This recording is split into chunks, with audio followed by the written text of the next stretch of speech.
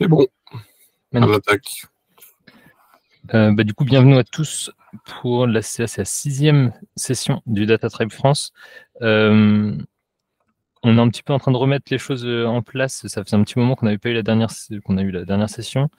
L'idée là, c'est le rythme un petit peu que j'envisage pour les prochaines sessions, ce serait de faire 2 par an, une en octobre, une en avril.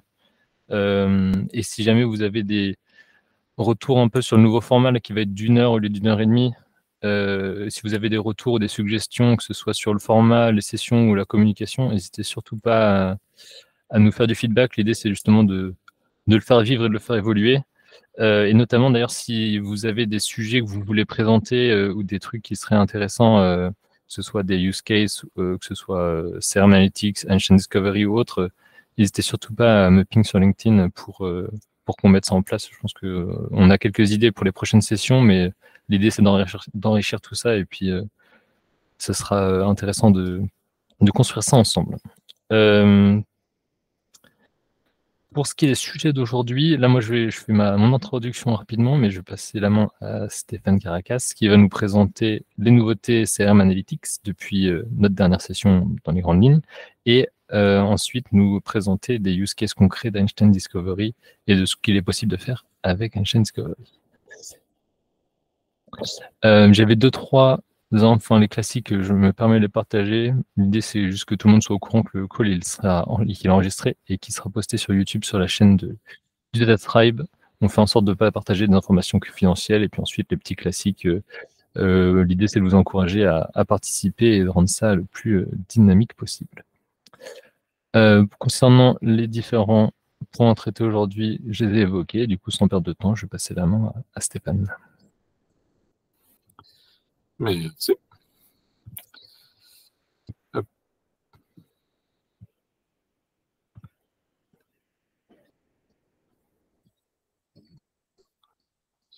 Alors, dites-moi si vous voyez quelque chose. Yes. À part mon loading qui n'arrive pas. Ouais, bon. Est-ce que vous voyez au moins l'écran comme ça? Oui, c'est tout. D'accord. Alors, parce que ouais, je pense qu'il y a quelqu'un qui a tagué cette presse internal only, du coup, je ne peux pas présenter. Super. Du coup, en fait, en première partie, donc, je vais déblayer un peu rapidement des nouveautés, des choses qui arrivent prochainement. C'est un peu groupé en fait par thématique.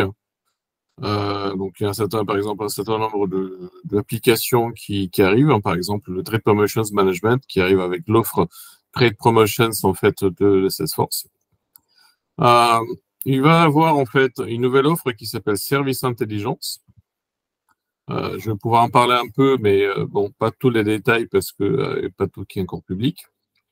Et il va y avoir effectivement une nouvelle version de Revenu Intelligence qui va comprendre un ensemble de choses nouvelles. Hein, donc, par exemple, le Commit Calculator, hein, qui est un peu du What If Analysis. Hein.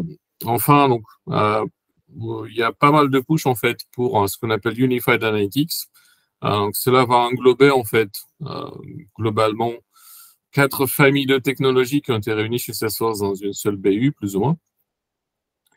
À savoir CRM Analytics, Tableau, Data Cloud et MuleSoft. Je pense que technologiquement parlant, c'est assez évident pourquoi ces 4-là vont jouer ensemble. Et de ce fait, j'ai même une petite démo pour vous montrer en live comment ça fonctionne, ce genre de choses. 5e topic, c'est la partie performance. Effectivement, comme certains d'entre vous ont pu jouer avec, l'intégration de Lightning Web Component avec du CRMA dans des pages communautés et autres peut occasionner 1 ou 2 secondes de trop sur l'affichage. Hein, c'est des fois ça le fait, des fois voilà, on voit qu'il y a quand même un petit délai en fait, hein, qui n'apparaît pas d'ailleurs dans le dashboard en soi, quoi, qui est dû effectivement à l'intégration. Donc ça, normalement, ça va disparaître. Et on a également diverses et variées nouvelles techniques de cache qui vont faciliter les choses. Donc, je vais vous montrer un peu tout ça. Donc, il y en a certains qui sont déjà sortis en winter, donc qui vont faire l'objet de cette présentation. Last but not least, comme on dit, sur la partie expérience, en fait, on pousse pas mal en fait la partie interaction, y compris en mobilité. Donc, je ne sais pas si vous avez pu déjà jouer avec la partie interaction, mais je vous montrer deux, trois idées autour de tout ça. Donc voilà en fait sur la partie UI. Ensuite, la partie data prep. Alors, il y a pas mal d'améliorations qui viennent aider un peu la partie recipe qui était un peu plus lente que les data flow. Je pense que vous avez tous testé ça par vous-même. Donc, je ne vous apprends rien de ce côté-là. Et effectivement, donc, il y a certaines améliorations qui arrivent de ce côté-là. On va également commencer à faire des updates incrémentales, enfin, toute la partie incrémentale qui était pareil un peu lente. D'ailleurs, pour ceux qui s'intéressent, je peux faire une parenthèse pour vous expliquer technologiquement pourquoi c'était un peu plus long. Enfin, donc, effectivement, on se met un peu à jour des différentes technologies côté connectivité. On a reçu pas mal de demandes de la part de nos clients sur des connecteurs en Databricks et Amazon Athena, ainsi que Google Analytics V4. Voilà, voire en fait supporter la partie OAuth sur Snowflake. Lire et écrire depuis Azure Data Lake et Synapse. Donc ça, c'est des choses qui existaient déjà, mais on les remet au bout du jour. Et on va parler en fait justement de ce qu'on appelle les anti-join, parce que des trucs assez sympathiques là-dessus. Et bon, les time series multivariate, là pour le coup, en fait, je pense que je vais, par manque de temps aujourd'hui, je vais probablement sauter celle-là, mais en gros, c'est tout simplement les time series, on les avait déjà. Le seul mot-clé qu'on rajoute, c'est le multivarié. Sur la partie AI, donc il y a effectivement deux, trois choses qu'on a rajoutées aussi. Donc sur la partie packaging, bon, faut savoir que jusqu'à récemment, en fait, pousser la partie Einstein Discovery d'une sandbox à une prod, c'était pas aussi simple. On va pas se mentir, c'était un peu c'est un peu plus compliqué, il y avait un certain ordre pour faire des choses, et certaines choses qu'on pouvait pousser, d'autres, il fallait les refaire en prod et tout ça. Alors là, effectivement, donc on peut tout faire, heureusement. Donc voilà, donc je vais vous expliquer d'ailleurs comment. C'est assez simple. Donc, que ce soit à travers du chainset ou à travers de SFDX. Moi personnellement, je suis sur du SFDX par exemple. On va avoir accès pour définir le package XML en fait, tout ce qu'on prend. Que cela soit bien sûr le modèle prédictif en soi, mais également son déploiement. Je vais couvrir un peu différents points tout à l'heure dans la partie Einstein Discovery. Pour la partie Business Science, on voit ici une nouvelle chose qui s'appelle Decision Optimization. Alors, effectivement, ça peut paraître un peu... ça dit pas beaucoup de choses en soi, mais en fait, quand on fait une prédiction, d'ailleurs, c'est venu de certains de nos clients, qui nous ont dit, bon, voilà, donc par exemple, je souhaitais prédire sur quel client mon commercial devait faire une visite. Or, le problème qu'il peut y avoir avec ça, c'est une seconde, hop, quelqu'un qui arrive. Le problème qu'on peut avoir avec ça, c'est que, par exemple, ils ont mis un objectif en disant, mon ami le commercial, il devait faire, je sais pas, 30 visites par mois. Or, si l'outil, il prédit 40, il va avoir un peu de mal à remplir, il va avoir un peu de mal à trouver du temps pour visiter tout le monde, quoi. Voilà. Et du coup, en fait, ce qu'on va essayer de faire, c'est de faire des prédictions sous contrainte. Si vous voyez ce que je veux dire, c'est-à-dire que finalement, je vais prédire quelque chose et je vais dire, tu vas me prédire tel ou tel chiffre dans la mesure où tu respectes un certain nombre de contraintes qui sont chiffrées. Donc voilà, donc ça c'est quelque chose d'assez intéressant. Et sur le reste, je pense qu'on va pas forcément trop s'attarder.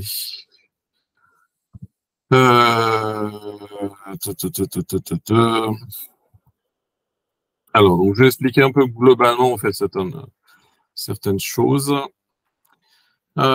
Déjà, donc, nouvelle version de l'Anyway Component. Donc, il n'y aura plus de iframe ou de machin pour intégrer. Donc, ça, c'est beaucoup plus rapide. Il y a ce qu'on appelle le bundle caching, qui est déjà sorti, vous le voyez en fait en summer. Alors, c'est quoi le bundle caching que vous pouvez activer ou désactiver d'ailleurs dans les paramètres? C'est que, en somme, on peut dire, est-ce que je veux forcer charger tout le dashboard ou on va dire toute la partie visible du dashboard, un peu qu'on voit ici, ou est-ce que je vais dire, en fait, au fur et à mesure que l'utilisateur explore, il scrolle ou il change de tab, ce n'est que là que je vais exécuter les requêtes et je vais afficher en fait tout ça, quoi. Donc ça, effectivement, ça améliore en fait le chargement de la page initiale de beaucoup. Le ils disent 40%, mais bon voilà, c'est une moyenne. La deuxième chose, effectivement, ça c'est un truc assez drôle. Je ne sais pas si vous avez vu. Attendez, quelqu'un qui arrive. Hop, voilà. Voilà. Donc, mais on commence en fait à pouvoir interagir avec le dashboard sans que forcément tous les widgets ou toutes les pages du dashboard soient chargées. Donc voilà, donc ça c'est la partie spinner. La partie caching, justement, on va améliorer la partie caching. Le lazy load des tableaux, donc ça c'est quelque chose que je veux vous démontrer parce que c'est important. Du coup, je vais passer à la partie voilà, le table paging. Alors, je vais expliquer un peu comment ça fonctionne et je vous montrerai d'ailleurs où est-ce que ça traîne ce paramètre-là. En somme, sur un tableau, le problème de performance qu'on peut avoir dans certains dashboards, c'est que je vais mettre sur qui, comment, etc. Où est-ce que j'ai vu ça? Mais chez le nombre de clients, en fait, j'ai vu le tableau qui affichait 10 000 records.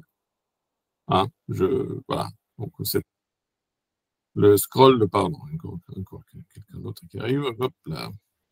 Voilà. Donc, c'était le scroll de la mort jusqu'à record 10 000 et des brouettes, quoi. Voilà.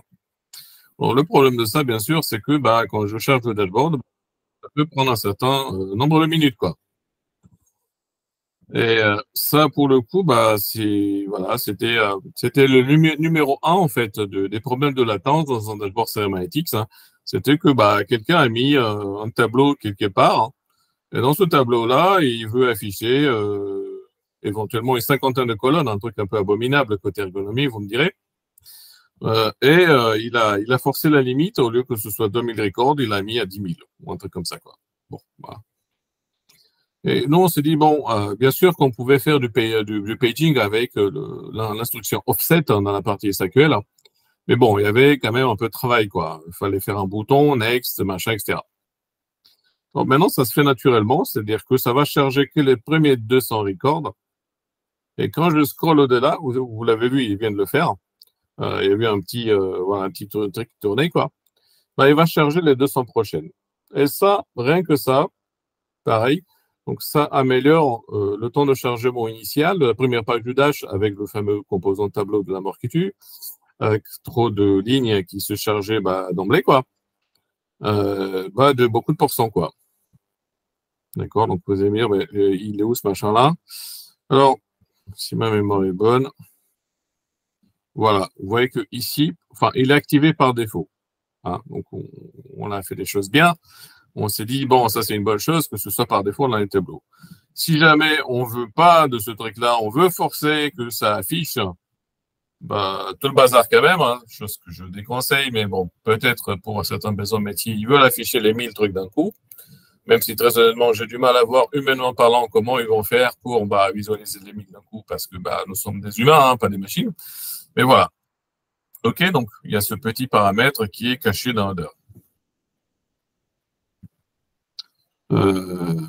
Voilà. Je continue. J'ai une petite question là-dessus. Ouais. Sur les tableaux déjà existants, cette option, elle sera directement cochée? Bonne question pour laquelle j'ai malheureusement pas la réponse, mais je vais tester. Je suis curieux moi-même, effectivement. Moi, très honnêtement, je l'aurais coché par défaut. Ouais. Parce que très honnêtement, sur un dashboard un peu compliqué qui te prenait 10-15 secondes où le tableau en lui-même te prenait plus que la moitié, bah, ça aurait du sens de le cocher par défaut, très honnêtement. D'ailleurs, pour ceux d'entre vous qui débutent un peu, comment je peux constater que mon tableau il est lent? Je regarde la query de mon tableau, Lens 3. Je vais dans quelque chose, pardon, un preview, qui s'appelle Dashboard Inspector, qu'on a aussi revampé au passage, hein, si jamais, voilà. Et on voit sans grande surprise que le Lens 3, c'est le plus lent. Hein, voilà. Vous voyez que ça me répond. Bon, si 60 millisecondes, hein, tout est relatif hein, dans une base de données comme celle de CEREMA, mais on voit quand même que ce tableau-là, hein, très honnêtement, d'ailleurs, je suis curieux de savoir laquelle c'est laquelle de celui-là. Voilà, voilà. Il est quand même, ce tableau-là, il est 6 fois plus long que celui-là, quoi. Alors que ça affiche très honnêtement la même chose, sauf que c'est paginé différemment. Voilà. Donc ça c'est pas mal. Enfin voilà, les composants Lightning qui sont soit sortis en bêta, soit en cours 2. Alors, le Unified Analytics Experience. Alors, est-ce qu'il y en a parmi vous qui ont des projets joints CEREMA Analytics et Tableau? Question ouverte. Je sais de mémoire que chez Content Square, il doit y avoir les deux, n'est-ce pas? Oui, il y a les deux, mais pour l'instant, on n'est pas trop loin. Mais il y a les deux. Voilà, bon. Ça viendra probablement. Voilà, à titre de vision, hein, qu'on soit bien clair, effectivement, disclaimer, etc. Alors, je vais vous montrer un peu à quoi ça ressemble. Et surtout, en fait, c'est quoi l'intérêt? Alors, pour ça, je vais chercher une petite démo où j'ai tout le bazar ensemble. Voilà, c'est là. Hein. Donc, ça, en soi, c'est... Excuse-moi, Stéphane, juste une question rapide. C'est quelque chose qui se produit de plus en plus où les entreprises ont CRMA et Tableau, et c'est en général pour des populations différentes ou c'est... À l'origine, oui, c'était pour les populations différentes. Sauf que on voit de plus en plus un use case qui est assez original, j'ai envie de dire, mais que j'avais un peu pressenti il y a 3 ans quand Salesforce a racheté Tableau, hein, sauf que j'ai l'impression qu'on a mis un peu de temps à y arriver, quoi. C'est que bon, le cas de figure de l'entreprise traditionnelle, c'est que voilà, j'ai Salesforce, j'ai tout un tas de choses dans le cloud. Sauf que pour certaines données, genre RH, finance, etc., mes données sont planquées dans un outil on-premise et je n'ai strictement aucune envie de bouger les données de là.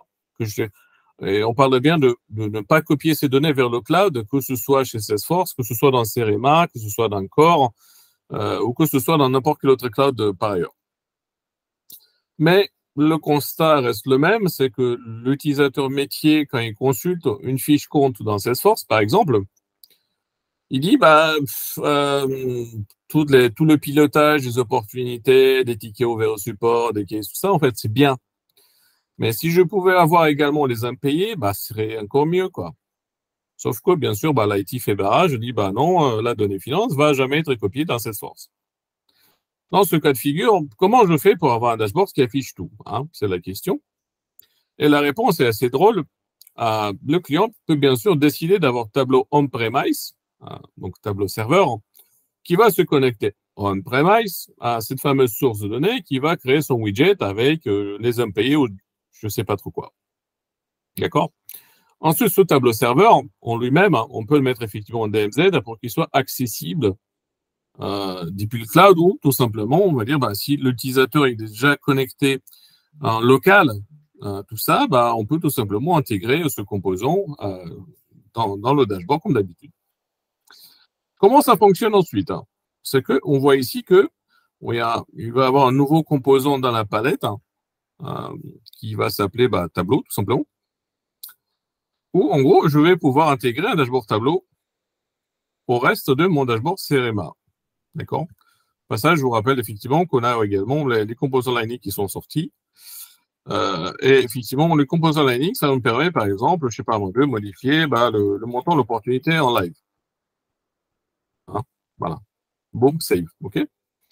Donc, ça, pour le coup, voilà, c'est une autre façon de designer un dashboard de CEREMA Analytics. Parce que si je veux me focaliser sur tel client, je clique dessus. Et vous voyez que d'ailleurs, ça m'a filtré aussi le dashboard tableau, quoi. En gros, le faceting va fonctionner entre les deux. Pour l'instant, ça marche que de CRMA à tableau, hein, pas encore dans notre sens, mais ouais, c'est un cours de réalisation. OK, donc une fois de plus, le but final, c'est quoi? C'est que l'utilisateur métier, lui, veut consommer les KPI là où il travaille, hein, c'est un peu l'essentiel. Hein, donc voilà, en l'occurrence, dans notre cas particulier pour Sermaetix, ça doit être dans Salesforce. Et parmi ces KPI, il peut y avoir des KPI qui proviennent des sources un peu, on va dire, exotiques, hein, que Sermaetix n'adresse pas en natif, hein, ou qui serait compliqué d'adresser directement avec Sermaetix, dont des data on-premise ou des trucs un peu bizarres, etc., mais auxquels, si le client a déjà Tableau, il peut y avoir accès facilement. Et ensuite, tout simplement, il va pouvoir publier son dashboard Tableau directement ici. Donc d'ailleurs, teaser, je vais mettre sur l'interface. Interface, où est-ce que j'ai foutu mon interface? Voilà, donc là, en fait, on voit qu'on est apparemment dans Sermaetix. J'ai filtré sous les dashboards et j'ai activé ce qu'on appelle Unified Hub. Ce qui veut dire que j'ai mes tableaux de bord Sermaetix. En voici un. J'ai mes tableaux de bord classiques. En voici un aussi. Bon, on voit que c'est un tableau de bord classique. Il prend une plombe à changer. Voilà. Bon, on va le laisser faire. Et j'ai, on va rigoler un petit coup, mais voilà, j'ai un tableau de bord tableau qui va s'afficher aussi. Voilà. OK, je suis à un seul endroit. Vous voyez que j'ai différentes sortes de dashboards qui sont dans la même interface. OK, donc ensuite, bien sûr, donc là, dans le tableau de bord Sermaetix, donc il va avoir un nouveau widget sur la palette qui va s'appeler tout simplement Tableau Widget. Et parmi tous les tableaux dashboard qu'on a poussés ici, en fait, on va pouvoir faire notre shopping sous les widgets et ensuite lui dire comment je match les paramètres, histoire que justement, ça facette, quand je clique sur un chart dans CRMA, ça me facette le widget tableau. Des questions? Parce que je sais que c'est un sujet qui est ouvert à débat ces jours-ci. Hein. C'est quelque chose qui est disponible actuellement ou est-ce que c'est oui. Pour bientôt? Okay. C'est déjà sorti en fait. Il y a une V2 en fait qui va sortir parce qu'aujourd'hui il faut définir des paramètres sur le composant. Il faut toucher un peu l'Advanced Editor JSON pour que ça fonctionne. Dans la nouvelle release qui est celle de Spring, donc dans 3-4 mois en fait, tout sera fait en UI. J'ai entendu biper. Il y a quelqu'un qui a posé une question sur le chat peut-être. Oui, c'est Virgile. Il me semblait qu'il fallait avoir des licences CRMA pour activer la Unified Home. Ou est-ce que ça c'est toujours le cas ou je me trompe? Oui. Unified Home, en fait, c'est l'intégration de ton tableau dans CRMA. Donc, si tu n'as pas CRMA, il y a quand même un problème. Ouais. Oui, mais parce que le Unified Home, il embête aussi les rapports et dashboards Lex. Oui. Okay. Mais une fois de plus, Unified Home est disponible dans CRMA. Tu vois, je suis dans Analytics Studio Core. Mais parce que cet onglet, on le retrouve aussi sur l'interface Lex standard.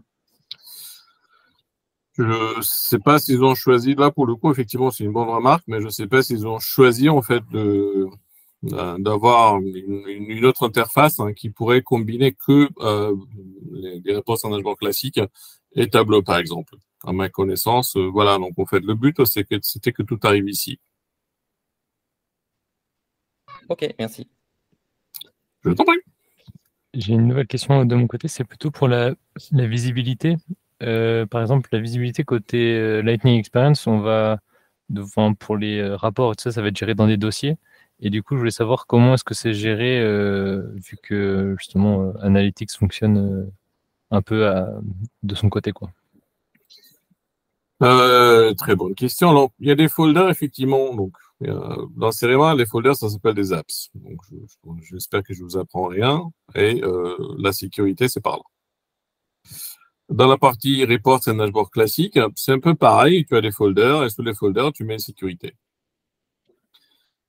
Dans Tableau, c'est assez similaire, mais justement, à cause du single sign-on qui existe en fait entre les deux, bah, il faut bien sûr que l'utilisateur existe de deux côtés, quoi. Et on va définir pareil une sécurité au niveau de l'utilisateur ou au niveau du folder. Donc, c'est un peu comme ça que tout va converger ou pas ici en fonction des droits de l'utilisateur en question. Donc, pour l'instant, on reste effectivement côté folder. Maintenant, sur la sécurité sous la data, qui peut être une question sous-jacente, j'entends, Kevin. Alors, ça va se danser comment? Alors, les réponses à un dashboard classique, l'utilisateur qui est authentifié ici, il est passé automatiquement en paramètres. Donc, il n'y a pas de question à se poser, il va voir que les données qu'il est censé voir. Point. Et ça va venir bien sûr du OWD, du World Wide Default, et enfin tous les paramètres de sécurité qui existent dans ces sources de base. Pour la partie Analytics, il y a deux possibilités. Donc ça, c'est basé sur des datasets, cas dans lequel sharing inheritance ou les prédicats, ça c'est des choses que vous connaissez probablement déjà. Si j'intégrais du data direct, je vous rappelle qu'on peut également faire du temps réel dans les dashboards Analytics. Donc, je vais vous rappeler où ça se trouve. C'est par là. OK. Là, pareil, en fait, l'utilisateur authentifié va être passé un paramètre. Du coup, c'est la même chose que les reports et dashboard standard, quoi. Alors, la question se complique un peu pour Tableau parce que Tableau n'a pas accès à tout ça. Donc, du coup, si on veut passer, en fait, faire du row-level security dans Tableau, en fait, il va falloir copier une espèce de table de correspondance dans Tableau et refaire en fait les mappings là-bas, quoi. Donc c'est un peu le désavantage pour l'instant. Est-ce que j'ai oublié quelque chose? Est-ce que ça répond à la question ou je suis tombé à côté? Oui, tout bon. Tout bon. Juste l'ajout que je te demanderais peut-être, c'est est-ce que les dossiers de côté Lightning Experience, est-ce qu'ils sont du coup transformés en app pour qu'on puisse les parcourir dans la Unified Hub côté Analytics, ou est-ce qu'il y a juste les dashboards auxquels on a accès et qui apparaissent, qui font leur vie, on va dire, un peu à côté, quoi? Bonne question. Écoute, on va regarder ça ensemble, hein. Je ne vais pas encore creuser ce bout-là, mais je pense que c'est une très bonne question. Je viens de tester en activant sur une DevOrg Analytics. Je vois que finalement, ouais, c'est des... En fait, voilà, il y a le bouton folder qui apparaît maintenant. Oui.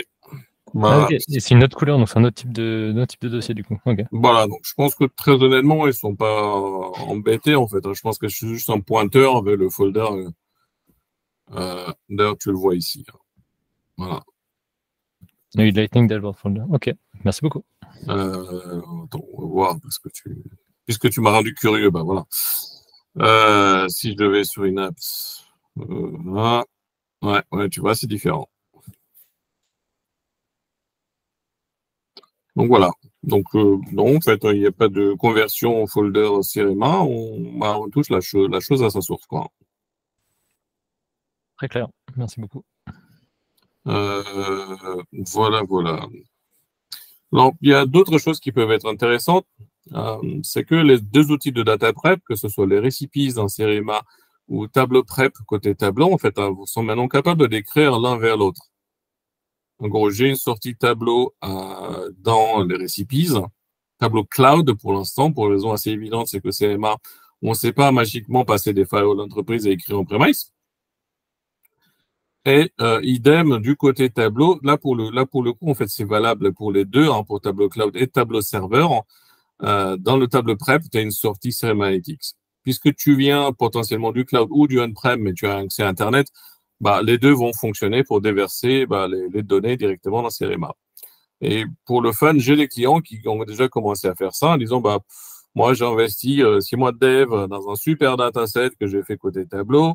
J'aimerais le pousser côté CEREMA pour l'enrichir avec des données du CRM, pour faire un autre dataset un peu plus évolué, blablabla. C'est très simple, quoi. Tu définis une destination sémantique dans ton tableau prep, tu pousses le dataset et puis voilà. Bon, ceci étant, cela implique quand même une réplication de données. Hein. Donc, il y aura sans doute un architecte qui va dire, oh là là, réplication, oh my God. Du coup, dans ce cas de figure-là, on peut aussi dire, si vous voulez avoir une seule source de données pour tout, hein, il y a plusieurs options possibles. Hein. La première option, qui est la plus répandue actuellement, peut s'appeler Snowflake, Databricks et j'en passe. Hein. Ça peut s'appeler BigQuery, bien sûr, Redshift ou Synapse. Hein. Et bien sûr, en fait, les deux outils, que ce soit Serema ou Tableau, vont accéder à ces sources en live, donc sans réplication de données. Donc ça, c'est l'option numéro 1. Option numéro 2, bien sûr, malheureusement ou heureusement, ça dépend de quel côté on regarde, cette source est venue se mêler de cette affaire avec le fameux Data Cloud. D'accord. Alors, je vais vous montrer comment ça marche, hein, puisqu'on est là. Je suis un peu paumé, voilà, celui-là, et là, Data Cloud, super. Alors, juste avant, pareil, je crée un dash. Boum. Et effectivement, quand je clique sur le chart, si on veut voir, pourquoi il ne veut pas. J'ai créé un dashboard standard ou quoi? Un petit refresh. Peut-être le lightning a pété un câble. Ouais, c'était ça. Vous voyez que j'ai une source supplémentaire qui est Salesforce Data Cloud, dans laquelle je vais avoir accès à 4 familles de choses. Déjà, aux objets de base. Hein, donc, ce qu'on appelle les Data Lake Objects ou les DLO pour les connaisseurs. En gros, c'est chaque objet qui arrive de chaque source. Hein. Donc, ça peut être, par exemple, les clics qui viennent au Marketing Cloud, tout comme les accounts qui viennent de deux organisations, ces sources différentes. Hein, voilà. Ensuite, on va également accéder à la partie Data Model. Aka, les DMO. C'est quoi les DMO? C'est un peu l'unification de toutes les sources.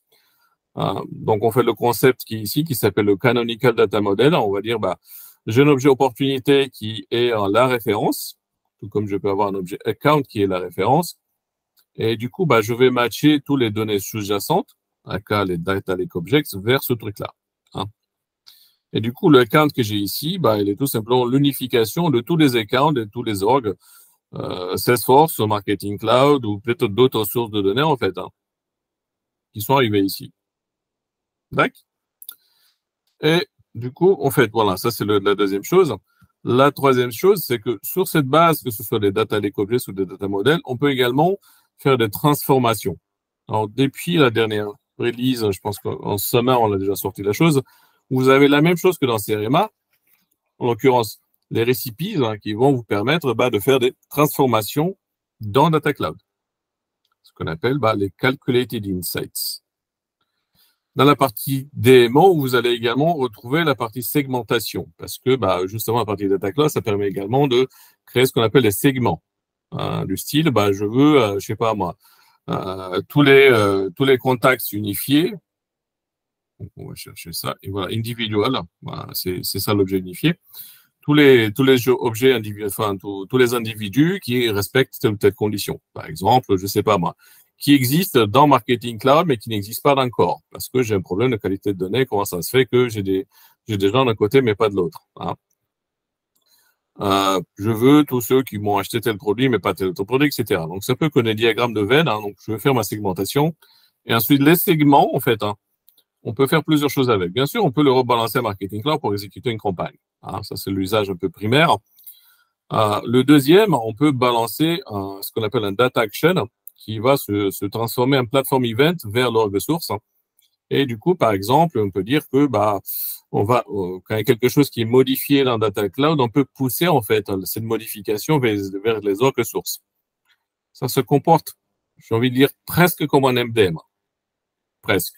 C'est pas vraiment un MDM, très honnêtement, voilà.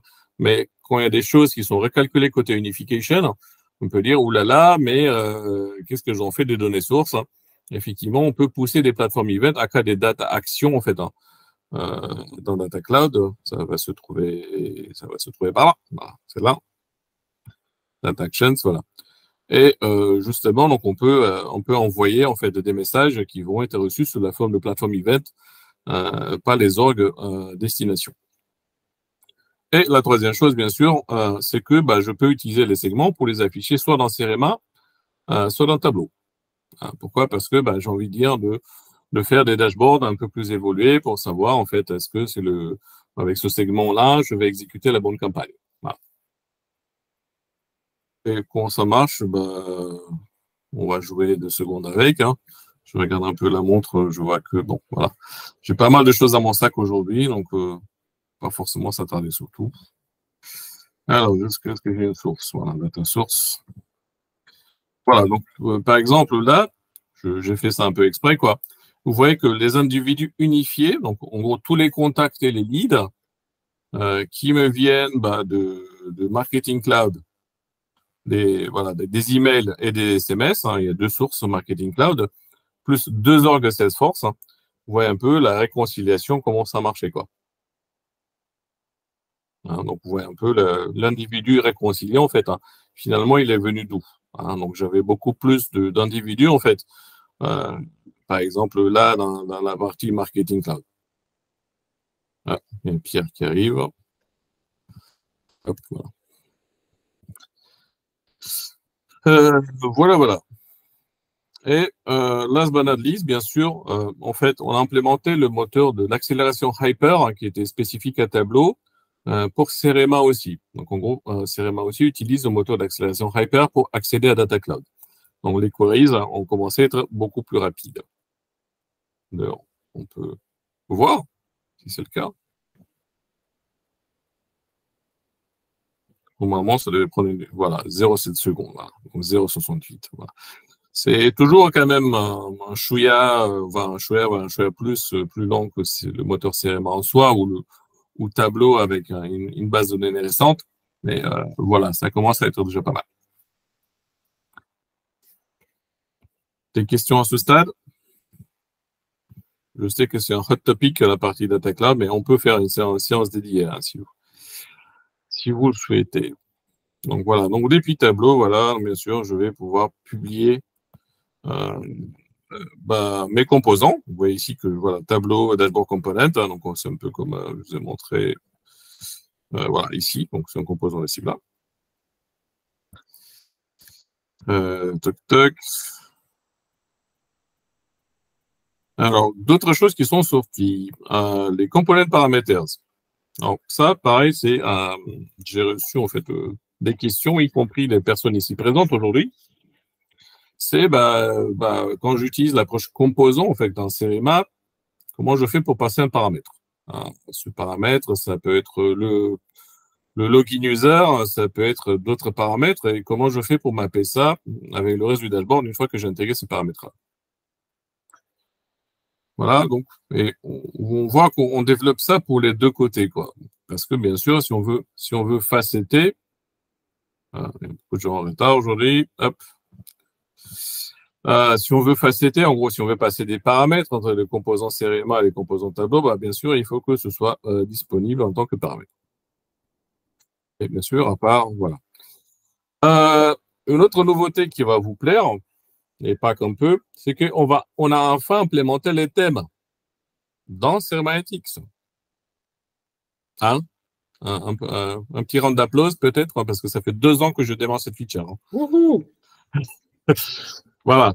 Pourquoi? Parce que j'en avais un peu marre de dire, je vais dans mes widgets, je dois changer les couleurs parce que l'utilisateur dit, ton bleu est pas bon, change-moi juste 3 degrés vers le blanc, quoi. Et là, j'étais parti pour faire pas mal de copier-coller, ce qui me plaisait pas des masses. Voilà. Je pense qu'à vous non plus. Et bon, typiquement, vous voyez qu'on peut faire un apply to all widgets. Donc voilà, donc on a cette notion de thème qui est dans les paramètres de notre cher dashboard. Bon, ça pour le coup, voilà, c'est intérêt. Pour l'instant, c'est notre thème à nous, hein, c'est pas le standard CSS ou autre chose. Hein. Ça va venir. Voilà, Data Cloud, j'ai déjà un peu expliqué, donc on va pas forcément s'attarder trop là-dessus.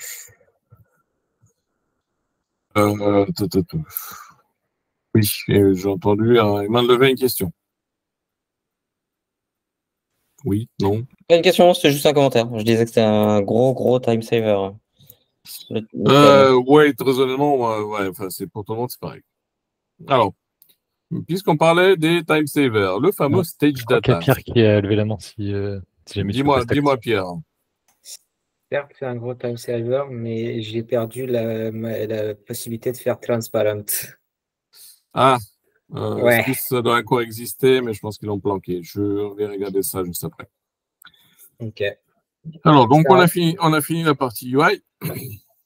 Du coup, bah, on va s'amuser un peu avec la partie data. Alors, bon, au-delà des différentes sources nouvelles, tout ça, les deux choses qui me paraissent les plus importantes à évoquer aujourd'hui, c'est les stage data pour les recipes. Qu'est-ce que c'est, à quoi ça me sert? Et les semi et anti-joins côté SQL. D'accord. Alors, qu'est-ce que cela veut dire et quoi ça me sert, tout ce machin-là? Alors, le stage data, en soi, c'est quoi? C'est que, je vais aller dans la partie data manager. Alors, le problème et la latence de certains récipients, c'était dû à quoi? Tout simplement, à un moment donné, dans un récipient, je faisais un commit to disk. En gros, je faisais un output, quoi. Je vais me mettre par là. Voilà, je vais prendre n'importe quoi. Allez, opportunities.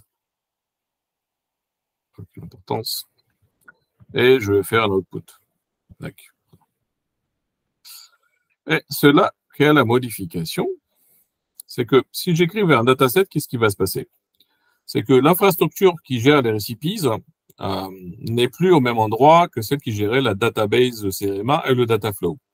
C'est pour cela que quand vous regardez en fait le déroulement du récipients, voilà, je prends 3 objets, je vois qu'il y a au total, je sais pas moi, 5 minutes.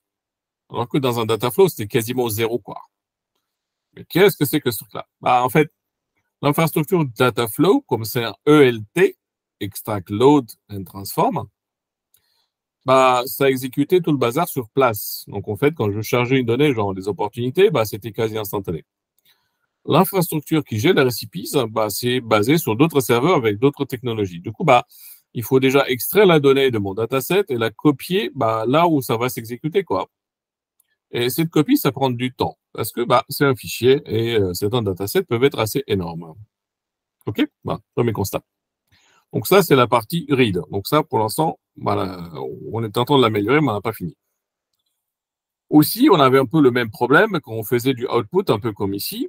J'écrivais un dataset, bah, du coup, bah, on le copiait depuis l'infrastructure recipes bah, vers la database de CRMA qui est ailleurs. Et cette copie prenait X minutes supplémentaires. La question qui est intervenue, c'est comment je peux optimiser tout ça. Et on a demandé à nos clients qui nous ont dit, bah, nous, souvent, on fait des récipients qui vont nous calculer un dataset et ça va vous donner une nouvelle démarche pour optimiser vos récipients. Et ensuite, le résultat de ce récipient, bah, je veux l'utiliser dans une autre récipient, quoi. OK, alors, pour éviter, je vois que j'ai même pas activé ce machin-là sur mon orgue, mais bon, voilà. Donc, pour éviter, en fait, cette recopie des données qu'on a transformées avec un récipient vers l'infrastructure database CRMA. Donc ici, dès que vous cochez la case, bien sûr, dans le setup, chose que j'ai pas faite malheureusement, vous allez avoir dataset dans l'output, mais vous allez également avoir le stage dataset. En gros, ça va être beaucoup plus rapide parce que ça va écrire localement. Ça va pas encore recopier tout le machin ailleurs. Bien sûr, ce stage dataset, il ne sera pas disponible à autre chose qu'une autre récipient. Vous n'allez pas pouvoir faire des dashboards dessus, malheureusement. OK, mais en soi, voilà, c'est beaucoup plus rapide. Il n'y a pas de recopie à la source. À la fin, une fois que vous avez fini tous les traitements, effectivement, vous pourrez bien sûr committer le dataset à nouveau dans la base de données et là, effectivement, il sera disponible pour créer des dashboards dessus, etc. Est-ce que vous avez compris le pourquoi du comment? J'ai entendu un message. Je vous rappelle. Une petite question. Quelle est la durée de rétention du stage dataset? Si je prolonge ma question, si je schedule des récipients, combien de temps j'ai entre deux récipients pour récupérer les informations du stage dataset? C'est une bonne question. Je sais que c'est de l'ordre de jours ou semaines, un truc comme ça, voire plus. Hein. Je vais On est revenir. large. Ouais, on est large, mais je vais revenir vers vous avec le paramètre exact. Ça, je l'ai vu quelque part, mais voilà, j'ai un peu zappé. Mais effectivement, tu es large, donc c'est pas comme si ça disparaît tout de suite. Hein. Donc voilà, c'est de l'ordre de jours, voire des semaines en fait, hein, le stockage temporaire qui est là. L'autre nouveauté, bien sûr, le stockage de ces stage datasets, bien sûr, ne compte pas vers la limite de storage en nombre de records de votre org CRMA. Parce que je sentais venir la deuxième question. Voilà. Une autre question, j'entends des bips, mais enfin, quand je suis en partage d'écran, je ne les vois pas. Hein. Donc, dites-moi, s'il vous plaît. Question, est-ce que tu pourras à ce moment-là faire les uploads en Stager et faire un flush des uploads? Je parle notamment du event monitoring. Oui. Tu sais, notre fameux cher étant dans l'event monitoring. Je sais, mais du coup, c'est le sujet qui est juste après. Pour l'instant, c'est le bêta. C'est les fast increments as in external data API. Parce que event monitoring en soi, en fait, c'est une grosse moulinette côté core qui va transformer les logs Salesforce dans un truc un peu plus digeste parce qu'à la base, c'est des fichiers texte n'importe comment. Et ça va le pousser effectivement à external data API vers CRMA. OK. Et du coup, en fait, ce qu'on est en train de faire réellement parlant, c'est que, voilà, disclaimer, on est en train de changer la structure du dataset. Alors, pourquoi aujourd'hui, quand on veut faire un appel dans un dataset existant, ça prend des plombes? D'accord? Parce que, qu'est-ce que c'est qu'un dataset Analytics? Bah, c'est un zip dans lequel, et dans ce zip, vous avez, je vais caricaturer un peu, un fichier plat pour chaque membre de ce dataset. En gros, si vous avez 100 champs, vous allez avoir 100 fichiers.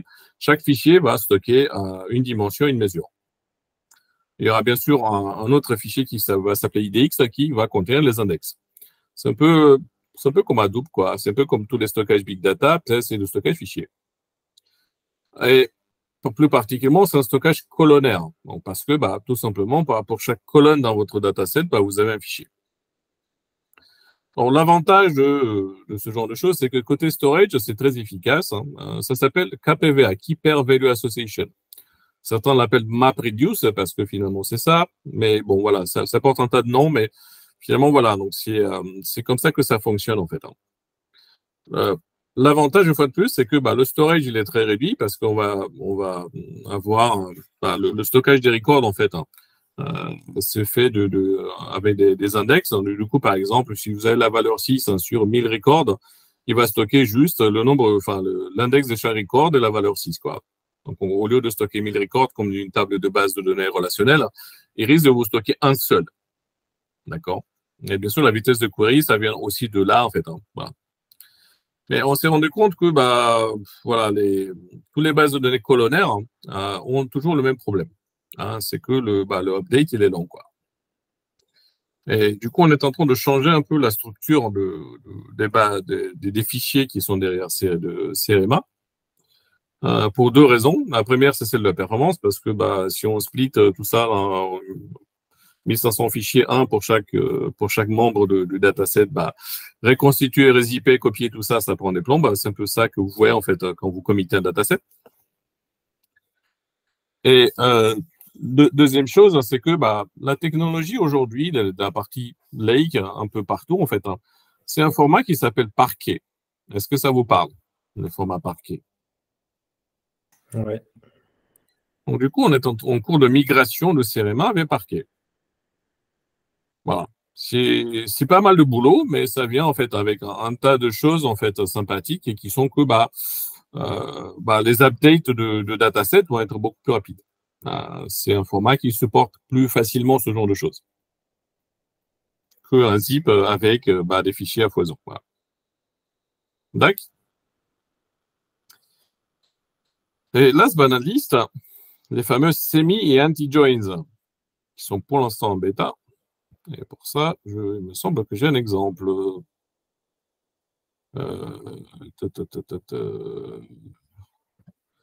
Ah oui, d'accord. Enfin, ça, c'est pour la rigolade. C'est que, est-ce que les data flows sont toujours là? Oui. Hein, il n'y a pas de end of life. Hein. Après, il n'y a pas d'innovation non plus. Mais, comme l'image le suggère, bah, c'est toujours là. Ensuite, on commence à pousser pas mal de modifications en Dark Launch. Dark Launch, c'est qu'en gros, bah, c'est pas lié à une release. Hein. La CPC, il y a des choses. Mais voilà. Alors,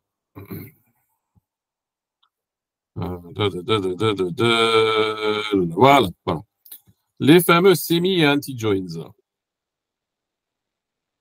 D'accord, alors, déjà, use case. Je veux filtrer la data d'un dataset par le résultat d'un autre dataset. Un peu comme une intersection, quoi. Hein, pour ceux d'entre vous qui aiment un peu la logique, hein, les cercles qui se superposent, bah, c'est un peu ça, quoi. OK? Et du coup, bah, ça fonctionne comment? Voilà, donc ça, c'est la source numéro 1, la source numéro 2. C'est le contact, les opportunités. Et voilà, donc, je peux filtrer les intersections, les positifs ou les négatifs. Hein. Donc, en gros, tous ceux qui sont communs entre les deux ou tous ceux bah, qui ne sont pas communs entre les deux. Quoi. Vous allez me dire, bah, je fais ça comment, moi? Très juste. Donc, du coup, bah, je montre comment vous faites ça. Vous voyez que vous avez bah, deux sources, deux datasets en soi. Et quand on va aller dans les SQL, vous allez comprendre. Vous voyez que vous avez un autre type. Enfin, déjà, vous voyez que là, il n'y a pas de co-groupe. Le mot-clé co-groupe, ouais, bah, il est disparu. Parce que c'est un join. Et vous voyez le mot-clé semi qui est là, en fait, hein, qui vous dit, bah, je veux tous ceux qui existent. Enfin, voilà, tous ceux qui existent dans le load qui est CON et dans le load qui est OPP. D'accord. Donc ça, en soi, en fait, hein, c'est quelque chose d'assez révolutionnaire, entre guillemets. Pourquoi? Parce que, bah, pour ceux d'entre vous qui ont essayé la technique du step caché, hein, ce que j'utilisais moi aussi jusqu'à un certain moment, je vous donne le use case. L'utilisateur, il dit, bah, moi, je veux, je vois déjà Adeline Grasse, hein, tu vois de qui je parle, Pierre, Yes. sauter sur l'opportunité de cette feature. Notamment côté marketing, ils aiment bien dire, moi, je veux tous ceux qui ont ça, mais pas ça, mais aussi ça, mais pas ça. Alors, dans la réalité d'un dashboard CRM, en fait, hein, c'est que, en somme, bah, en fonction des filtres qui sont sélectionnés par l'utilisateur, tu as une petite query cachée, en fait, hein, qui va t'extraire les ID, je sais pas moi, des contacts, des accounts, des machins, etc. Et ça, tu veux le passer un paramètre ailleurs parce que, justement, c'est ça qui veut voir, hein, c'est quoi le résultat de tout ça dans d'autres datasets. Alors, la limite qui était un peu brutale, c'était que bah, pas plus de 10 000, quoi. Hein? Ouais. Et on a déjà rencontré ça d'ailleurs sous le fameux dashboard du projet d'Adeline. Hein, c'était un peu ça, c'est que bah au-delà de 10 000, soit ça ramait, bah, soit ça plantait, quoi. Or, avec les 6 000 et anti-join, en fait, bah il y a plus vraiment de limite parce que finalement, bah tu as une nouvelle jointure qui se fait au niveau de la base. Tu passes plus rien à un paramètre finalement. Voilà. Et bien sûr, l'anti-join, bah, c'est le négatif, hein, c'est les exclusions. Et bien sûr, je vais en profiter pour montrer, même si c'est très simple. Je vois totalement le sujet. Voilà. Et même aussi, quand tu voulais, j'ai un autre use case, par exemple, que moi, je l'ai eu. Si tu veux, c'est quand tu gères, en fait, les permission set assignment et les permission set license et la licence elle-même et le user. Tu veux voir, quand tu veux faire du cleanup, tu veux voir quel est l'utilisateur qui a la licence, quel est l'utilisateur qui n'a pas le permission set assignment, etc., etc. Tout à fait. Alors, ça ouvre également notre champ de perspective, hein, parce que je vois d'autres projets. Pareil, j'ai des dashboards de segmentation pour la partie marketing. Je vois ça, enfin, chez plein de clients, en fait, qui avaient ce qu'on appelle du distributed marketing. Je ne sais pas si vous connaissez cette option dans Marketing Cloud. Mais en somme, la limite qu'ils ont trouvée, c'est que c'était pas à la main de l'utilisateur. En fait, ce qu'ils voulaient, c'est que ce soit l'utilisateur qui fait tout un tas de tricots. Et du coup, en fait, voilà, c'est un peu, une fois de plus, comme un diagramme de Venn, pour les connaisseurs. Je veux tous ceux qui ont ça, mais pas ça, qui calculent des intersections. Et ça, dans la CRMA, c'était un peu assez compliqué, quoi. Bah, plus maintenant. Voilà. C'est pour cela que j'insiste un peu sur ça, parce que je l'ai vu un peu sur beaucoup de projets, ce truc-là.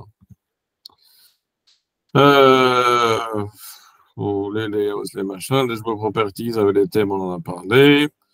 On a enfin rajouté du tri dans les repeaters, ça c'est pas mal. Finally. Voilà. Les couleurs, on en a parlé. Et effectivement, voilà, donc on commence à améliorer un peu les interactions. Pour notre tableau qui... vous voyez qu'on peut avoir, parce que le problème des interactions, c'était quoi? C'est que je clique et ça va, je sais pas où. D'accord? Donc voilà, donc c'est un peu la chose. Et maintenant, on peut avoir un bouton qui va faire un clear section, quoi. Donc en gros, voilà, je vais vous montrer comment ça marche.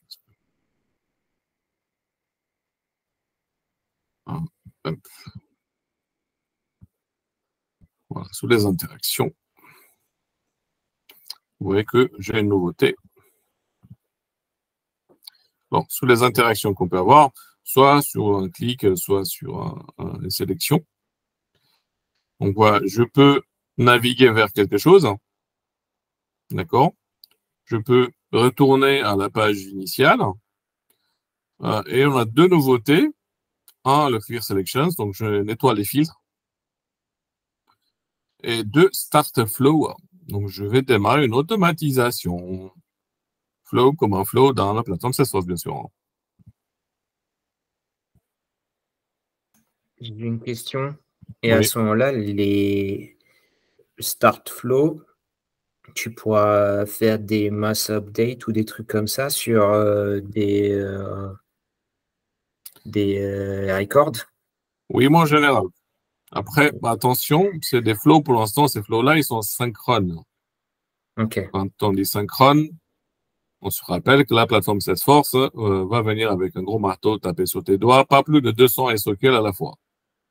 Ah oui, OK. Ouais. Je suis plus haut que cette limite. OK. Voilà, moi je suis un architecte à mes origines, donc je suis devenu analytique CMA par la force des choses, mais voilà, effectivement, il y a ça. Après, on va rajouter les asynchrones aussi à un moment donné. Et dans les asynchrones, effectivement, quand c'est des traitements par lot, ça part en bulk API et là, tu as moins de pression. OK. J'ai entendu notre bip. J'attends le bulk alors. J'ai entendu notre bip. J'ai vu que Didier nous a posé un call pour parler de ça, au fait. Ouais. OK. J'ai entendu c'est une question par rapport au Clear Selection.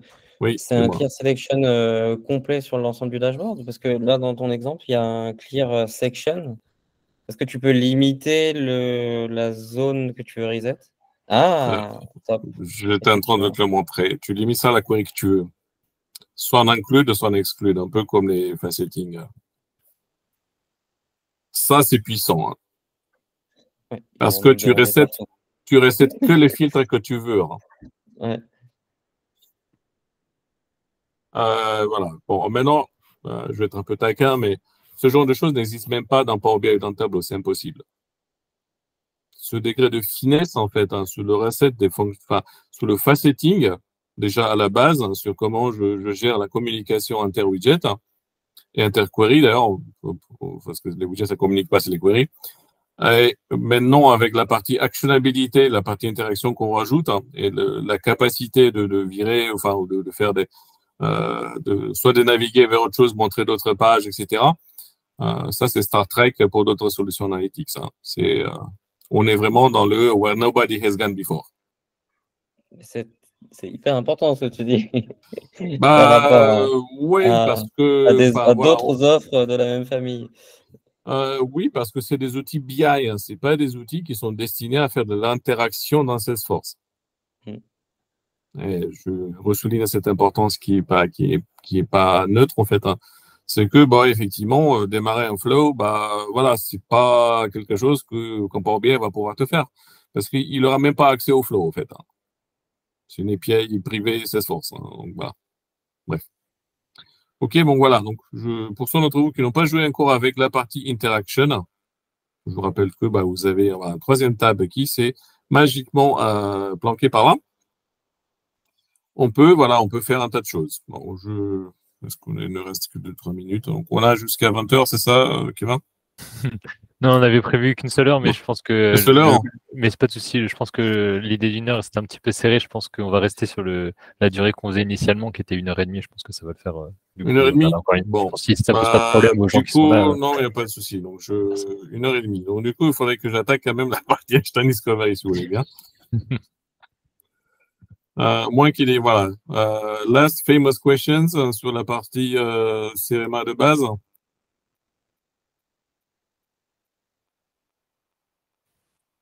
C'est bon? Du coup, juste une question, le semi-join et le anti-join, il est juste sur le SQL, c'est ça? Oui. Pour l'instant. Ok. Pour l'instant, oui. Ouais, bon, okay. Voilà, tu vois, c'est SQL Functions. Et ils sont en bêta. Donc, si tu veux les accéder dès maintenant, bah, il faut que j'inclue ton client chéri dans ce programme. Ouais, mais de toute manière, ils ne seront pas en prod parce que je les aurai juste dans la dev. C'est comme tu veux, tu peux les activer en prod aussi. Hein. Ah, ok. Ouais. Est-ce que ici on aura des left join, par exemple? Le left join, ça existe déjà. Hein. Ah ouais? Ok, super alors. Left, right, outer, full, ça existe déjà. Ouais, mais avec le co-groupe, c'est ça? Oui. D'accord. Bah, c'est un co-groupe source 1, source 2, et sur la source 1, tu peux mettre left, full, machin, etc. Ah, ok. Donc bon, ça existe déjà. Après, effectivement, ta question est légitime. Est-ce qu'on va pas migrer ce machin-là vers un truc qui s'appelle join à la place de co-groupe? Je ne sais pas ça pour l'instant, mais je peux poser la question, effectivement. Okay. Et voilà, première chose. Deuxième chose, effectivement, comme vous pouvez le regarder, d'ailleurs, c'est une vraie jointure. Parce que le co-groupe, en fait, hein, c'est qu'on groupe et on joint en même temps. Et ça vient en fait du langage initial qui est la source de SQL qui s'appelle Apache Pig, où en gros, l'instruction, ça faisait les deux d'un coup, quoi. Voilà. Parce que, bien sûr, CRMA n'est pas une base de données relationnelle, donc ça n'avait pas forcément de sens de supporter des jointures normales. Entre-temps, on a rajouté le SQL en support, en plus de SQL, et on s'est dit, est-ce que le développeur, il voudrait bien utiliser des jointures normales? Et la réponse est oui. Moi aussi, je l'attendais, très honnêtement. Voilà. J'arrive pas trop à comprendre la différence du coup entre le semi-join et le inner join. Alors, le inner co-group. Le inner join, en fait, c'est l'intersection des deux. Ouais. D'accord. Le semi-join, je veux tous ceux qui existent du côté droit, mais pas du côté pas du côté gauche, mais pas du côté droit. Tu dirais que oui, ça a l'air d'être un left, quoi. Ah oui, d'accord. C'est l'inverse, mais en fait, au lieu que tu fasses un step hidden, en fait, tu peux le faire via du SQL. Ouais. En fait, je veux, je sais pas moi, tous les ID dans opportunité. Enfin, prenons un exemple assez classique, le white space analysis. Dans le white space analysis, je veux tous les accounts qui aient oui ou non une opportunité. Et ensuite, je vais dire, donne-moi les accounts qui ont une opportunité. Voilà, donc ça, c'est un usage assez classique de ce genre de choses. J'en connais un cher ami qui va être content. Voilà, donc là, vous avez même un exemple, les accounts qui ont plus de 10 opportunités. Donc, il y a account load account, donc je prends les accounts, opti load opti, donc voilà. Je fais count, je fais un filtre opti by count super à 10, tout bêtement. Et ensuite, je dis, voilà, vous join account by ID semi. Et opti by account ID. En gros, qu'est-ce que je vais faire? C'est un peu comme si je faisais un flag en disant, je prends tous les accounts, voilà, et ceux qui ont plus de 10 optis qui viennent de ce stream-là, quoi, ils sont là. Voilà, c'est comme ça que ça fonctionne. Ça modifie assez radicalement, en fait, la façon de penser certaines requêtes, hein, très honnêtement. Ok, super, merci, j'ai compris. Et le no opti, c'est le anti-join. En gros, donne-moi tous ceux, enfin, là, c'est donne-moi tous ceux qui ont plus de 10 optis. Et les cas, c'est avec no opti. Donc, ça, c'est typiquement le use case du white space, non, c'est ridiculement simple. Hein. C'est join account by ID anti. Point. Voilà, tu as tous les accounts qui n'ont pas d'opti.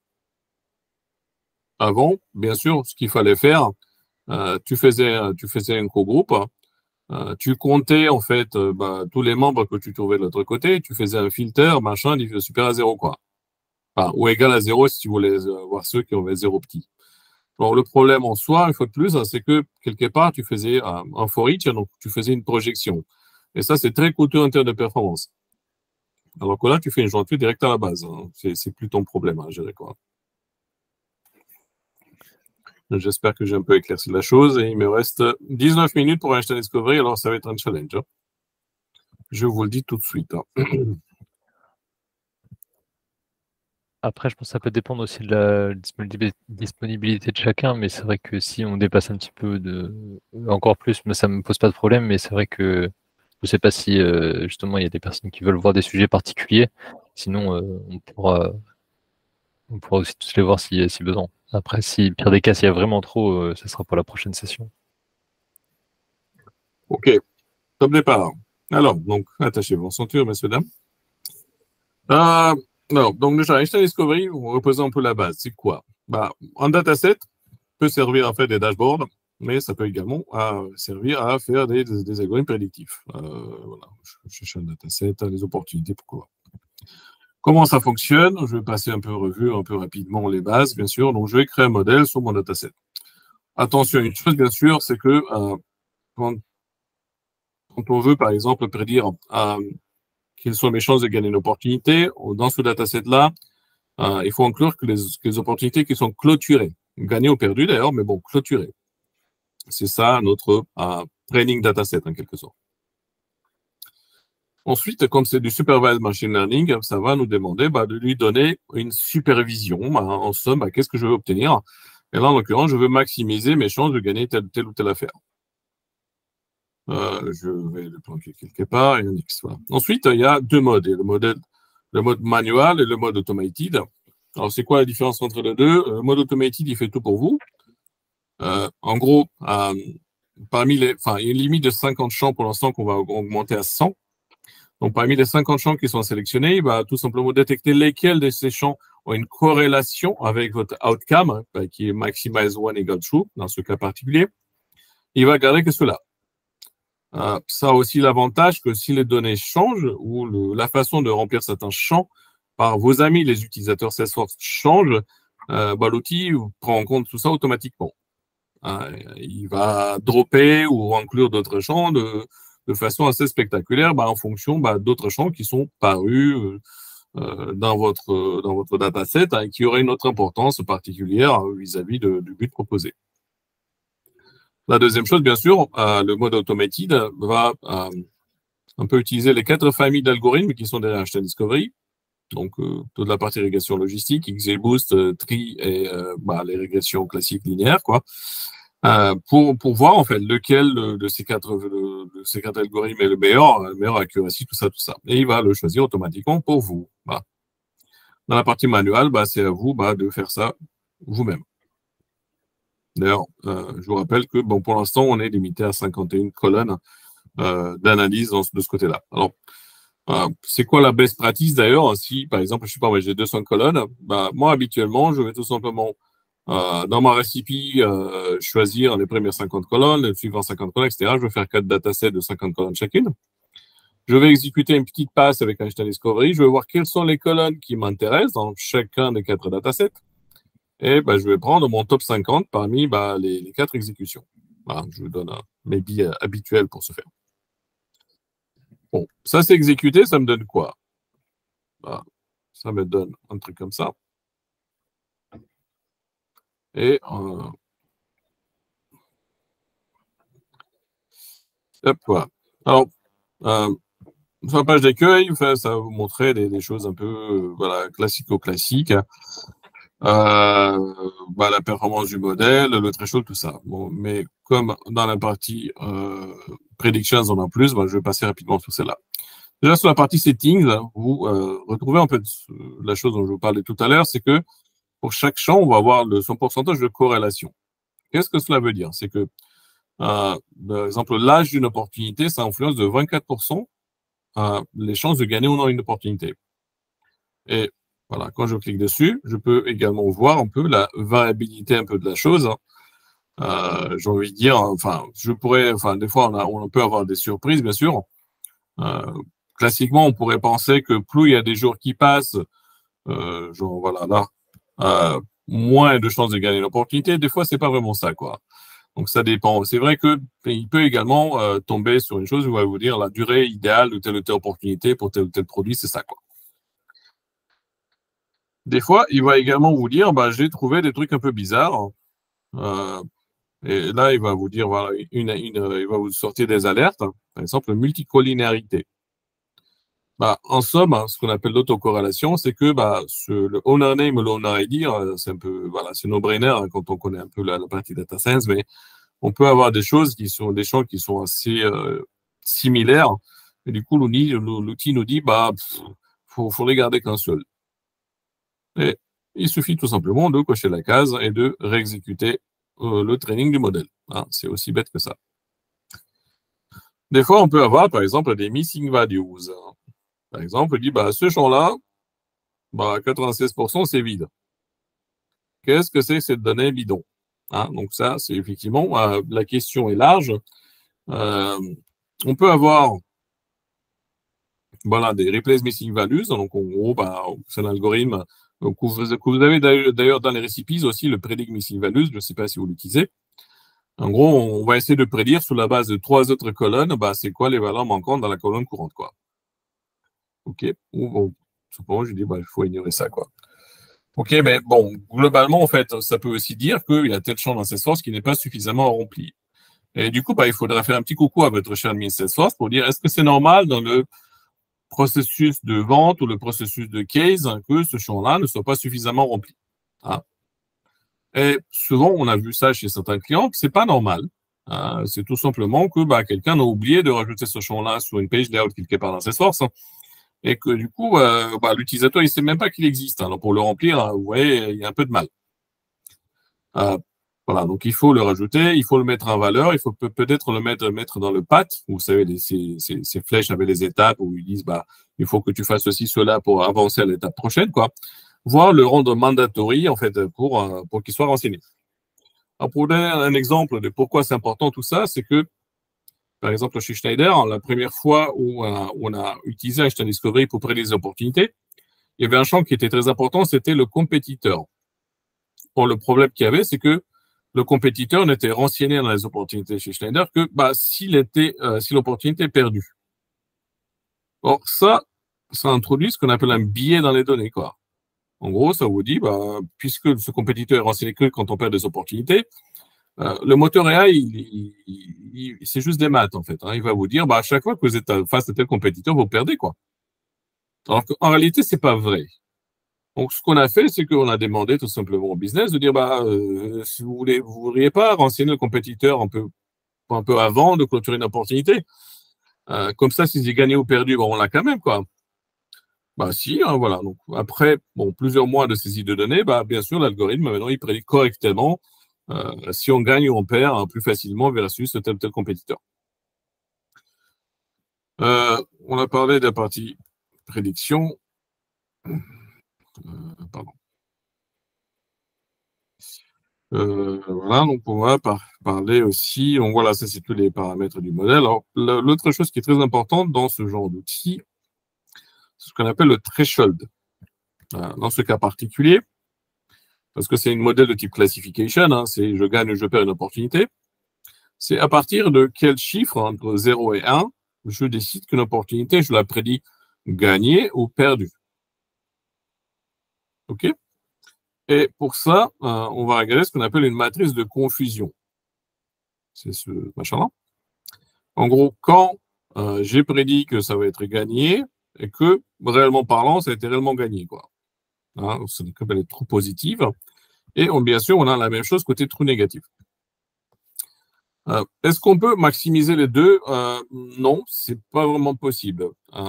Tel que ces algorithmes fonctionnent, on peut pas obtenir 100% de chaque. C'est pas vraiment, voilà, c'est pas vraiment comme ça que ça fonctionne. Mais on a plusieurs stratégies d'optimisation. Donc, la plus simple, c'est de dire je veux optimiser pour l'accuracy.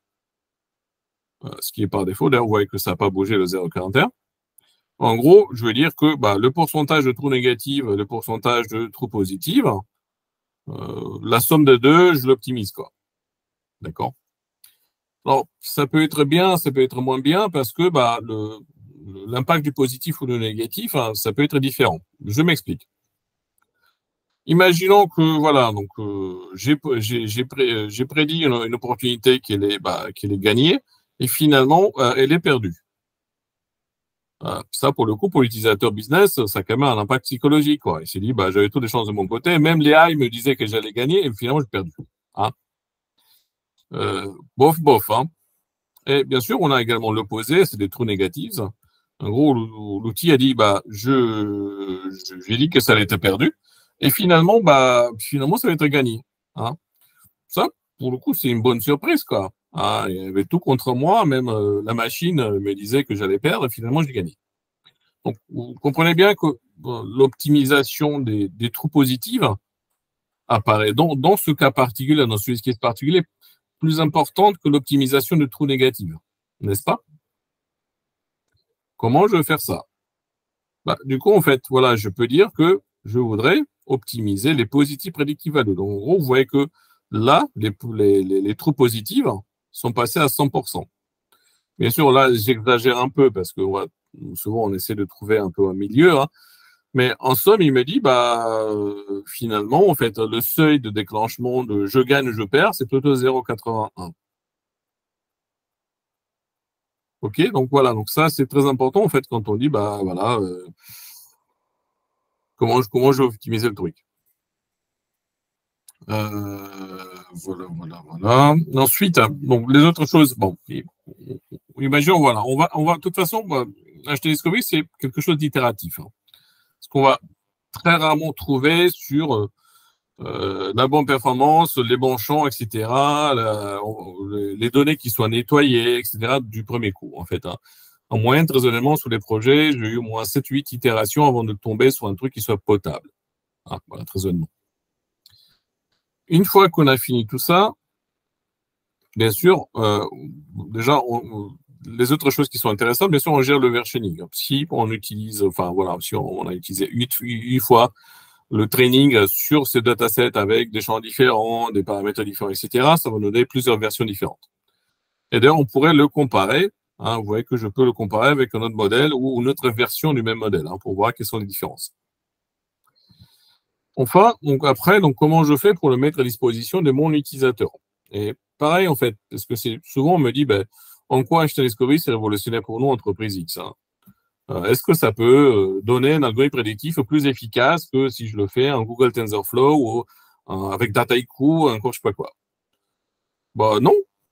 Alors, c'est quoi l'intérêt? L'intérêt, c'est que vous avez un accès facile aux données et potentiellement toutes les transformations qui vous aident. Sous les données de sources Salesforce et d'autres sources. Et surtout, on a une façon d'opérationnaliser ce modèle prédictif qui est affreusement simple. Je m'explique. Deploy modèle. Voilà. Et le déploiement, en fait, il est 100% intégré. Donc là, par exemple, je vais dire nouveau modèle. On va l'appeler d'ailleurs DataTribe. OK, que je peux connecter ou pas connecter un objet Salesforce. Donc, si je le connecte à un objet Salesforce, en gros, je lui dis, je veux afficher le petit panneau latéral sous les opportunités dans lesquelles il va m'expliquer, tu as telle chance de gagner, l'explication, etc. Vous voyez également qu'il y a la deuxième option, sans se connecter à un Salesforce Object. D'accord? Pourquoi? Parce que des fois, on veut également utiliser cette prédiction pour générer des scores et des explications directement dans un dataset, dans un récipient. D'accord? De la même façon, on va l'utiliser également dans le tableau. Dans le tableau, on va pouvoir invoquer ce modèle sans qu'il soit connecté à un objet Salesforce pour afficher les prédictions directement dans un dashboard tableau, quoi. Dans notre cas particulier, bah, on va dire, bah, moi, je veux l'afficher sur les opportunités, par exemple. Bon. Je sélectionne mon objet. Ensuite, je vois que tous les champs qui sont appelés de façon identique entre mon dataset et l'objet Salesforce opportunité, bah, ils sont déjà mappés automatiquement. Bah, il y a quand même des champs qui ne sont pas mappés automatiquement. Donc, comment je peux procéder? Donc, il y a deux possibilités. Vous voyez que j'ai accès finalement à toute l'arborescence des objets Salesforce. C'est génial. Hop. Et que du coup, je peux mapper en fait à travers le data model Salesforce tout ce bazar-là. OK?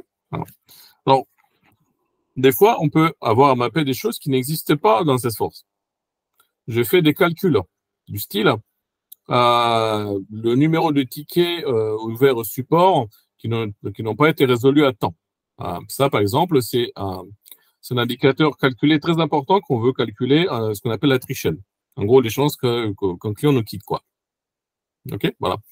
Et ça, pour le coup, c'est un calcul qui n'existait pas dans Salesforce. Comment je vais faire? Vous voyez qu'ici, vous avez un petit bouton qui s'appelle Link to Supplemental Dataset. Et moyennant, en fait, une clé qui est l'Opportunity ID, bien sûr, vous allez également pouvoir chercher cette donnée dans votre dataset. Le billing country, voilà, je vais le mapper par là. Le name du owner, voilà, je vais le mapper par là. L'industrie, je vais le mapper par là. Accessoirement, il y a une autre chose qu'on a rajouté récemment, c'est que le fameux supplemental dataset, ça peut être également une source externe. Par exemple, j'ai mappé une source Snowflake en live. Là, je pousse un peu le bouchon, mais bon, voilà. Et si jamais j'ai un changement dans mon data warehouse entreprise qui est Snowflake, il y a une donnée qui est modifiée, en temps réel, ça modifie ma prédiction dans Salesforce. Ça, pareil, c'est Star Trek. Il n'y a aucun outil concurrent qui soit capable de faire ce genre de choses. Einstein Discovery, avec cette option, si quelqu'un, un utilisateur métier, modifie une donnée dans Salesforce, ça modifie ma prédiction Einstein Discovery. Si un processus quelconque modifie une donnée dans Snowflake, pareil, ça met à jour instantanément ma prédiction Einstein Discovery. Sur ma fiche client, sur ma fiche opportunité, j'en passe. OK, donc ce caractère de real-time, il est très dur à obtenir avec un outil tiers. Prenons Dataiku par exemple. Déjà, importer les données, il faut se connecter, il faut faire des fichiers, il faut les importer dans votre outil de machine learning. OK, plateforme de votre choix, bien sûr. On a généré des scores, des machins, etc. Donc, une fois de plus, le but d'Einstein Discovery, c'est ne pas forcément faire mieux en termes d'accuracy qu'un outil spécifique data science.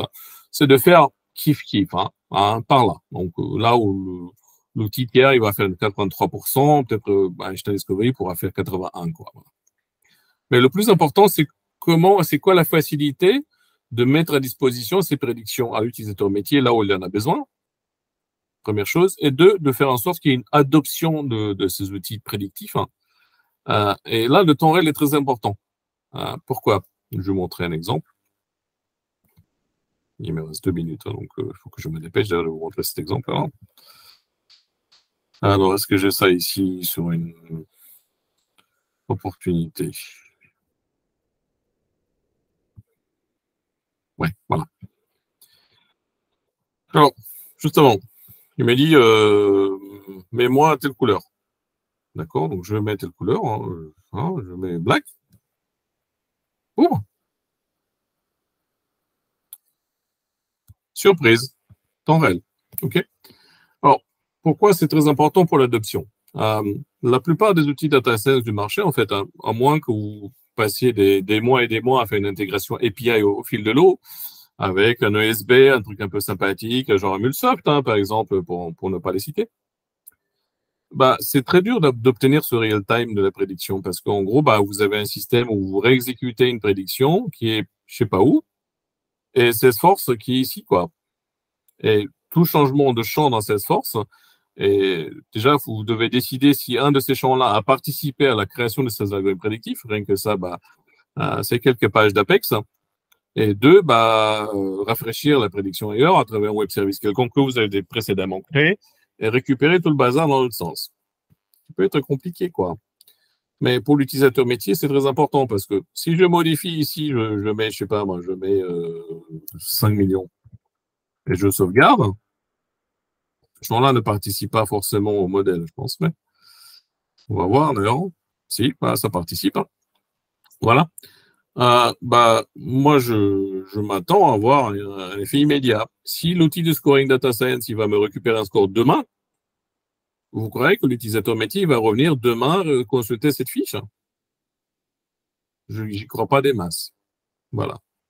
Et sur ce, je vous aurai question parce que je vois que on touche un peu la fin de la séance. Effectivement, je vois que j'avais beaucoup trop de choses dans mon sac. Du coup, on peut prévoir une deuxième séance sur la partie AI si ça vous intéresse, parce qu'effectivement, j'avais beaucoup plus de choses dans le sac aussi.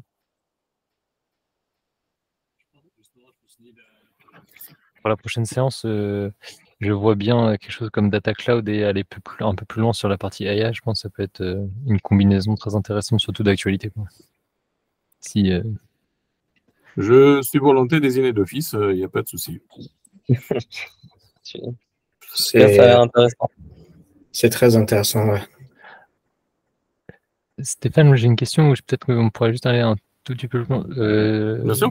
Dis-moi. Est-ce que tu pourrais un peu nous donner des exemples de use case où ça fonctionne bien du Einstein Discovery tout à fait. Justement des cas où ça pourrait poser problème et justement où c'est pas adapté, par exemple, je pense que c'est ces cas-là qui. Alors, c'est bon. Voilà.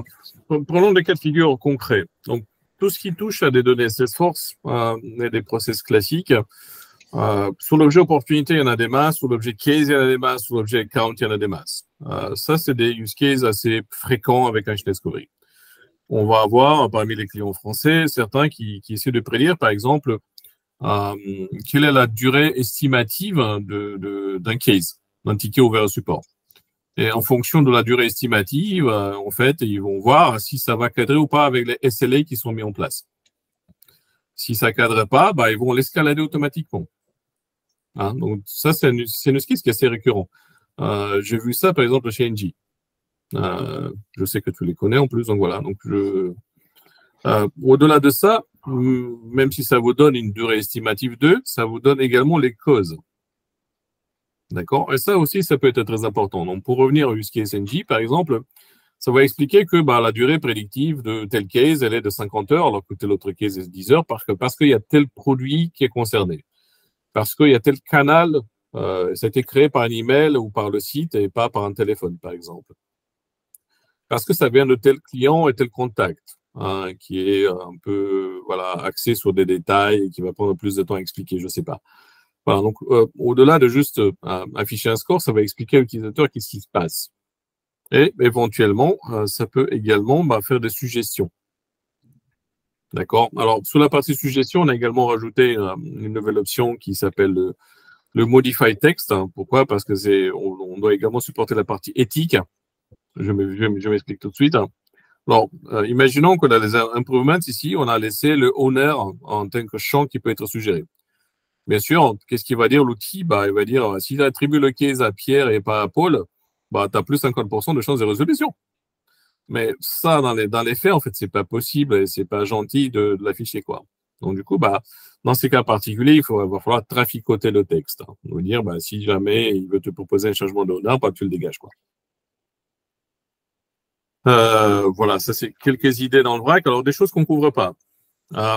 Souvent, j'entends beaucoup de est-ce que vous savez faire de la maintenance prédictive? Pas du tout. Voilà. On sait calculer un pourcentage de chance que telle ou telle chose tombe en défaillance de par tous les données qu'on a déjà en stock. Mais en fait, la maintenance prédictive a des algorithmes spécifiques. Hein. Et surtout, non seulement que ça a des algorithmes spécifiques, ça a plusieurs passes des algorithmes différents, les uns par-dessus les autres pour en arriver là. Ça, c'est quelque chose qu'on ne fait pas pour l'instant. D'accord? Parmi ces algorithmes, par exemple, on va avoir une classe d'algorithmes qui s'appelle les algorithmes, les réseaux neuronaux. Ça, c'est quelque chose que pour l'instant, on ne supporte pas encore dans Einstein Discovery.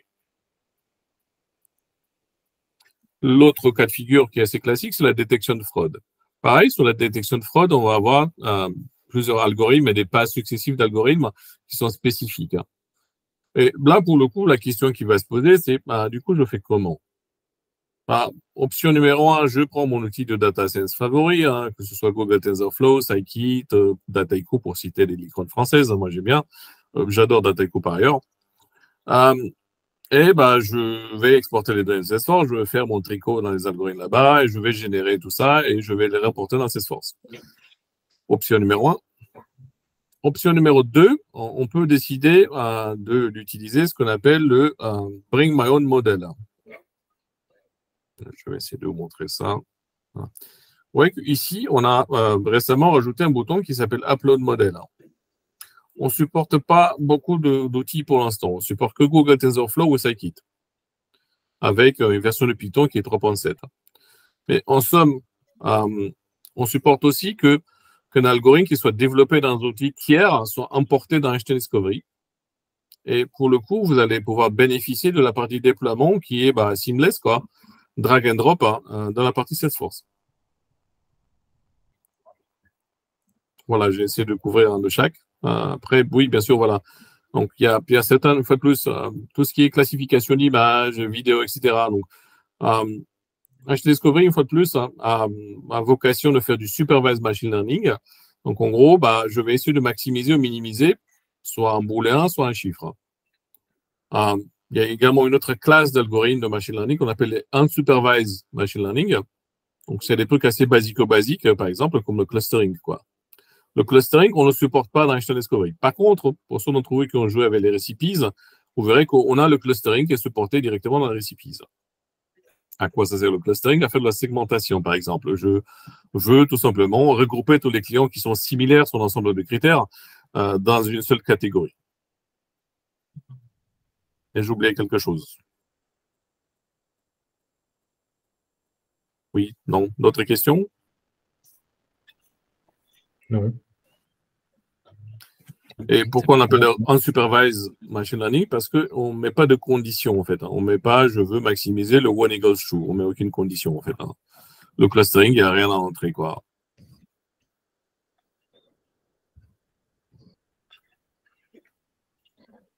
Et ça, du coup, c'est pas supporté dans Einstein Discovery. Il faut toujours qu'il y ait justement cette. Non, et ça, on le fait dans les récipes. Okay. Voilà. On essaye de faire ce genre de traitement, on le fait dans les récipes. Ils ont les time series, qui sont des algorithmes saisonniers. Enfin, voilà, une autre chose qui n'est pas supportée dans Einstein Discovery, c'est tout ce qui est saisonnalité. Donc, un champ de date, il va être traité comme un champ normal, quoi. Il ne va pas analyser une saisonnalité, par exemple. Mais ça, pour le coup, c'est quelque chose qui est sur la roadmap et qu'on va ajouter. Ceci étant, vous avez la partie time series, monovariée et multivariée maintenant dans la partie recipe. Et vous avez également les transforts de type sentiment analysis, en fait, qui traînent dans la partie recipe. Malheureusement, que pour la langue qui est anglais, pour l'instant.